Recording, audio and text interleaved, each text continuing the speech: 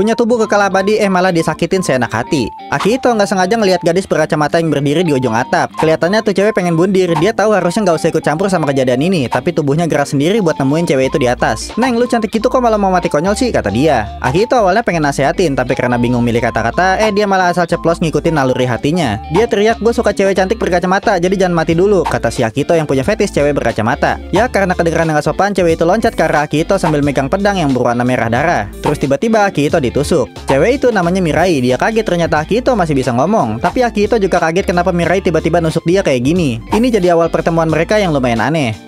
1 minggu setelah itu, Akihito yang ada di klub sastra sama teman masa kecilnya Mitsuki nyoba nyari cara ngatasin kelakuannya Mirai. Karena hampir setiap hari si Mirai ini pengen nusuk si Akihito karena kata si Mirai, Akihito itu dianggap sebagai siluman. Padahal Akihito udah jelasin kalau dia ini setengah siluman. Jadi dia masih bisa ngerasain sakit kalau ditusuk kayak gitu. Mitsuki juga nyuruh Akihito buat ngejauh dari Mirai karena keluarganya Mitsuki udah ditugasin buat ngejagain Akihito. Jadi takut kenapa-napa kalau terus-terusan ngeladenin Mirai. Sampai sore pas pulang sekolah, Akihito mutusin buat ngeladenin Mirai. Dengan kekuatannya yang terkutuk, Mirai menggunakan darahnya untuk menciptakan pedang. Akihito nggak mau ngelawan tapi juga nggak mau ditusuk. Jadi dia cuma lari aja sambil ngindarin serangan-serangannya si Mirai. Sampai di suatu ruang kelas muncullah siluman yang asli di sana. Untungnya mereka berdua diselamatin sama pemburu siluman lainnya. Tapi munculnya siluman itu ternyata bikin Mirai gemeteran. Nah di sini nih Akihito ngelihat ada rahasia yang disembunyiin sama Mirai. Intinya Mirai itu takut sama siluman. Dia juga nggak berani buat ngalahinnya karena kekuatannya yang dibenci banyak orang dan dianggap sebagai kutukan. Dia juga pengennya hidup normal tapi nggak bisa karena darah yang ngalir di nadinya. Nah karena Akihito ini punya ilmu kebal, makanya dijadiin bahan latihan sama si Mirai.